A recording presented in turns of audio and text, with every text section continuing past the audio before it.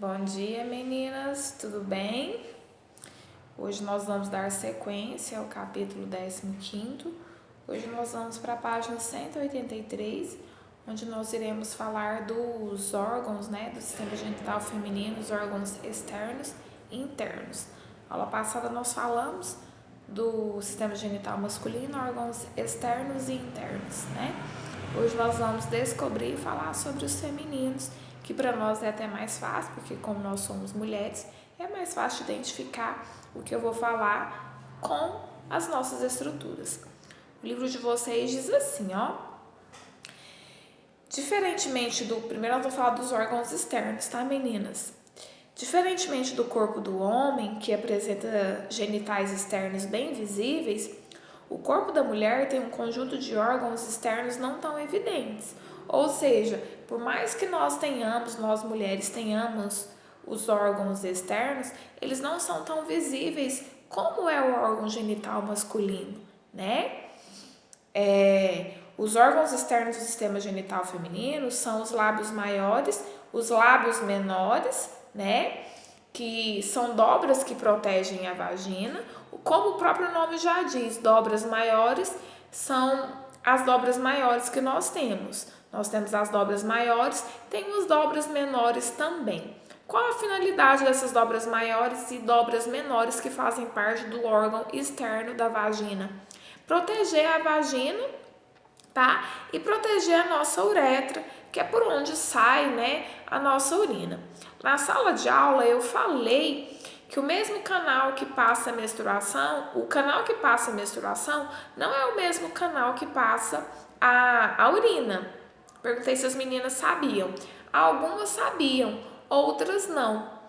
Então, para vocês que assistem a aula online, quero que vocês também saibam que nós temos uretra, Em nós mulheres, a função da uretra é a passagem da urina apenas, e nós temos a vagina por onde passa a menstruação.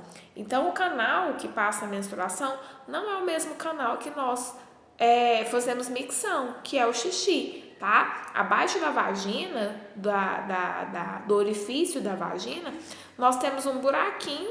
Esse buraquinho é chamado de uretra e ele é por ele que sai a nossa urina, tá? Então, voltando aqui, a função das dobras maiores, que são os lábios maiores e os lábios menores, é o quê? É proteger a entrada da vagina e a nossa uretra, por onde sai o nosso xixi. O livro de vocês fala assim, acima dos lábios maiores, que são as maiores pregas da nossa vagina, pode-se observar a presença de um pequeno órgão.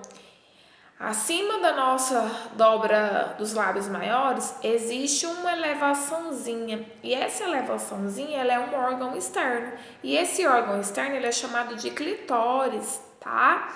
Ou tem gente que chama ele de clítoris. Mas o livro de vocês contém assim até clitóris. E para que serve esse clitóris, tia Dani? Para moças adultas, que já estão casadas, a função desse clitóris, meninas, é trazer sensação de prazer para essas moças que são casadas, no ato sexual. Então, órgãos externos, nós temos o quê? Lábios maiores, lábios menores, que esses lábios menores são menores que os maiores, tá? E clitóris. Qual que é a função dos lábios maiores e lábios menores? Proteger a entrada da vagina e a nossa uretra. Acima dos lábios maiores, nós temos um pequeno órgão chamado de clitóris. Qual que é a função do clitóris? É proporcionar prazer à mulher quando ele é estimulado. Quando ele é estimulado, até de tamanho ele aumenta, tá? O livro de vocês fala assim, o conjunto de órgãos genitais externos da mulher é chamado de pudendo feminino. Então, esse conjunto de lábios maiores, lábios menores e clitóris, ele é chamado de pudendo, tá? Pudendo feminino.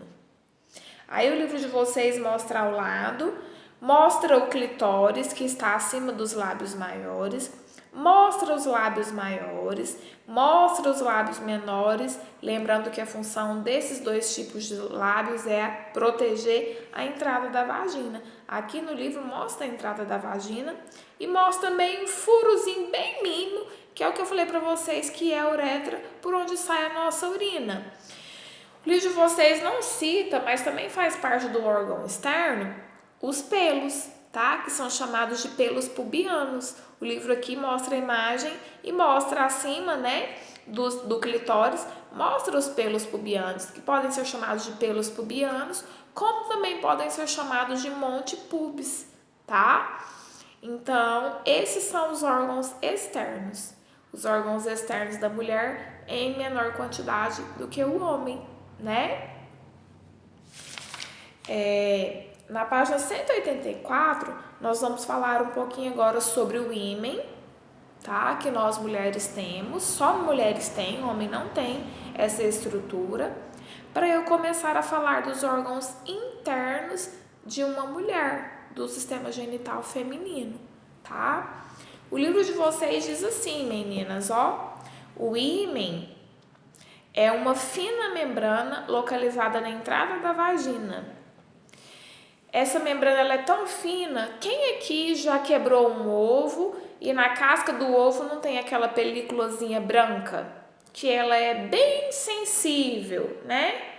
Então, se vocês já viram essa membranazinha branca na casca do ovo, ela se assemelha muito com o ímen da mulher. Agora, se vocês nunca viram essa membranazinha na casca do ovo, comecem a prestar atenção quando a mãe de vocês forem fritar ou cozinhar algum ovo, vocês olhar aquela membranazinha. Aquela membranazinha, ela se assemelha muito com o ímen feminino, tá? O livro de vocês fala assim: essa membrana apresenta um ou mais orifícios, lembrando que orifício significa buraco, tá? Tudo que é orifício é buraco. Então, o ímen, ele pode apresentar um ou mais orifícios. Mas por que ele apresenta esse um ou mais orifícios, um ou mais buraquinhos? Para passagem de menstruação, quando a mocinha menstruar.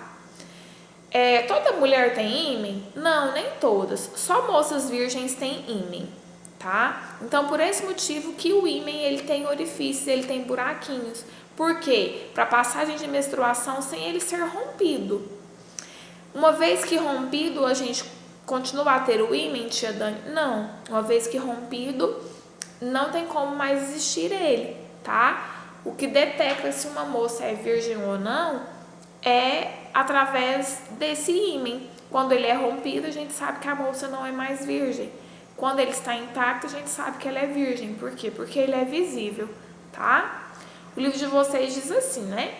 Essa membrana apresenta um ou mais orifícios por onde é expelido o fluxo menstrual. Então, nesse ímen, ele tem esses buraquinhos para o quê? Para passagem de menstruação sem que ele seja rompido.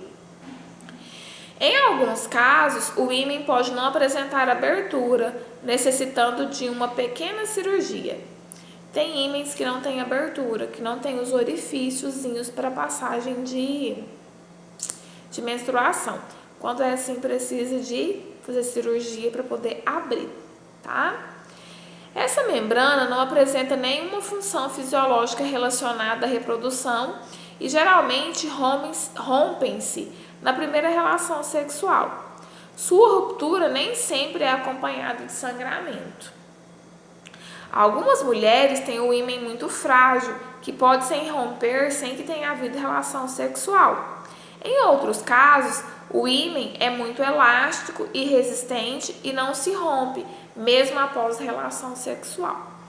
Então, cada pessoa ela tem uma fisiologia diferente uma da outra. Então, existem moças que o ímen ele pode ser elástico, tá? Ele não vai se romper nunca. Então, sempre que haver relação sexual, vai haver um desconforto, ele não vai se romper. E existem moças que vão ter esse ímen completamente frágil, que às vezes sem uma relação sexual ele vai se romper. Como, tia Dani? Andando a cavalo, andando de bicicleta, tá? Isso pode acontecer. A definição de um rompimento de ímen geralmente é o sangramento, mas nem todas as moças elas sangram no rompimento do ímen, tá? Então, o ímen, ele é isso, ele é uma membrana, tá? Localizada na entrada da vagina, caracterizado pelo quê? Pela virgindade da moça, tá?